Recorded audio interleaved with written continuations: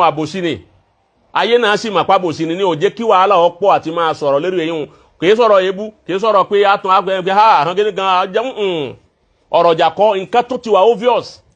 Bàbá sì kọ́lẹ̀ nínú tírà. Wọ́n sì kọ́lẹ̀ sínú tírà. Abosi ni yun. Tó bá ń ka tírà sí kada wà. Ńgbà ẹ fẹ́ gúsí jiyàn tán èyí ṣe tí èpo ẹ̀gúsí wá di ntẹ́ ẹ̀fẹ́ rí má. Ẹ sì gbádùn ẹ̀gúsí. Ẹ sì gbádùn ẹ̀. Ọ̀gẹ̀dẹ̀ wá wo kòkó yè tán ó di gigi lójú ọmọ èèyàn. Mo wọ́n ti ṣe bẹ́ẹ̀.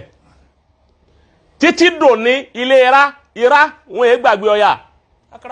Dòní wọn è gbàgbé ẹ̀. Ìpìlẹ̀ wọn nù. Bọ́ ọba délé ira wọn a máa sọ pé ọya lọ́gbà wọn rẹ̀. Allahu Akbar. Ilé ra wọn è gbàgbé. Wọn è gbàgbé ẹ̀. Wọ́n ní ọya lọ́gbà wọn rẹ̀. Àwọn tí Ṣàngó gbà lẹ̀ wọn è gbàgbé Ṣàngó wọn gbàgbé ẹ̀dìsìn. Bẹ́ẹ̀ni. Ó ti bá àwọn ẹlẹ́bọnù. Èyí ṣe tẹ́yìn tẹ́ wá jẹ́ mùsùlùmí Islam. Tẹ́ wá gbàgbé ẹni tó nípa ọ̀rọ̀ Islam. A wá fojú olóore gúngi. Gbogbo ọ̀rọ̀ èyí tí ń lọ ohun ó ṣe dédé ọ̀rọ̀ Abosi. Àmọ́ èyí tí a sọ fún bàbá, èyí tá a sọ fún àwọn bàbá Mudirul Markaz. Gẹ́gẹ́ bí ọmọ kéwúre fún àfáà rẹ̀.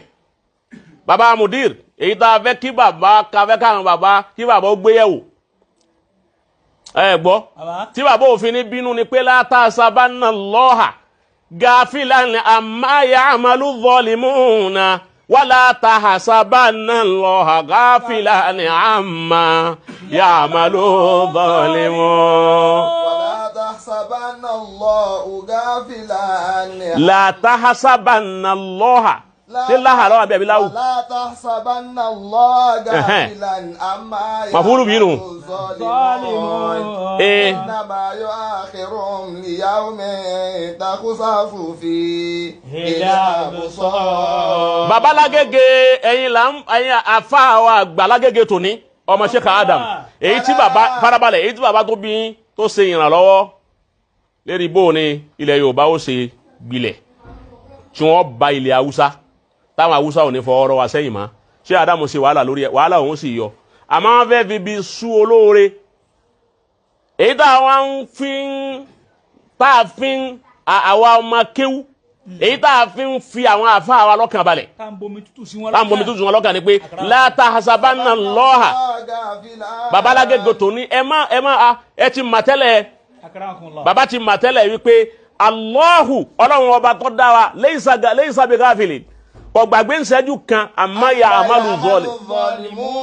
Gbogbo táwọn alábòsí ń sọ nípa Sheikh Adam àtẹni tó lóun láṣìírí kan tí ò ní nǹkan kan ti ń parọ́ kì í àtẹni tó lóun mọ nǹkan kan bẹ́ẹ̀ báyàn bá máa sírí kan gba Sheikh Adam léyìí tí ọ̀dá wọ́n ti túbọ̀ de tipẹ́ ayé ti dáyé mẹ́díà nítorí ọba máa ń pa alámàtìlẹ̀ lórí tó bá jẹ́ aswa shay'in èèyàn ni wọ́n o bàbá ní Sheikh Adam ní máa wò bá rí ìwùnàfùsí o èèyàn fọ́ra mi máa o Sheikh Adam wí bẹ́ẹ̀ èèyàn ni wọ́n o wọ́n yẹ ṣe màláìka wọ́n yẹ ṣe ànábì Ọlọ́run àmọ́ nítorí ọba máa ti ń jẹ́ aswa shay'in wa akbahu shay'in nípa àlẹ́ àlámà bọ́ọ̀ bá lè gbé jáde mẹ́díà o ní bọ́ọ̀lọ́run dáadáa. Wàlá tahsabanna Allaha ghafilan. Ẹ má rò wípé Ọlọ́run ọba wa ó gbàgbé àmáyá amálù gbogbo táwọn alábòsí ń ṣe ohun tí wọ́n láwọn fẹ́ dojú dáúlà Sheikh Adam dáúlà àdàmíyà wọ́n fẹ́ dojú ẹ̀ bolẹ̀ ó ti yé báwọn Ọlọ́run san Sheikh Adam lẹ́sàn gbogbo tí wọ́n bí pátá làfà wọ́n sì jìnkò àfà lẹ́yìn tí ò ṣe yìí tó pàdé mẹ́ tó fọwọ́ rọ sẹ́yìn sàn ní gbogbo tí wọ́n bí lọ́mọ.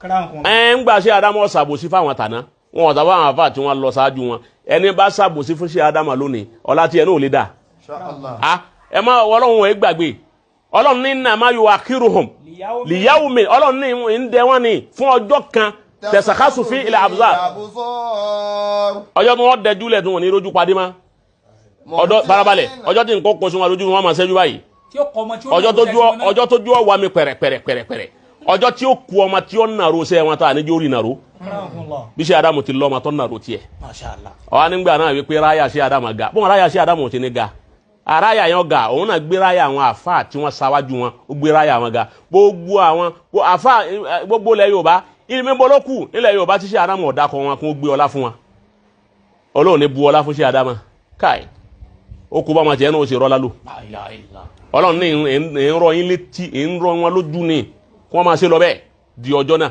àyà yìí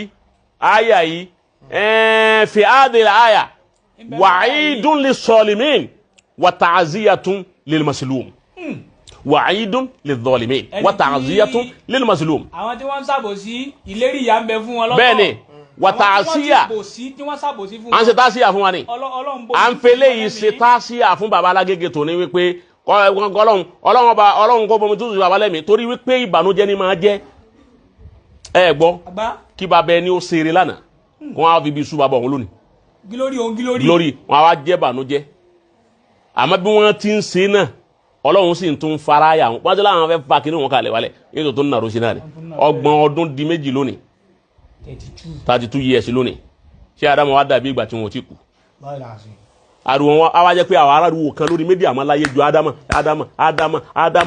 àtẹ̀ntí ó sọ dáadáa àtẹ̀ntí ó sọ kejì. bẹ́ẹ̀ ni kọ̀ wá sí nǹkan kan àwárí nǹkan kan mí ìrámá wọ́n bá tó dọ̀ lánìsìn ṣé Ádámù náà wọ́n bá tó dọ̀ tó la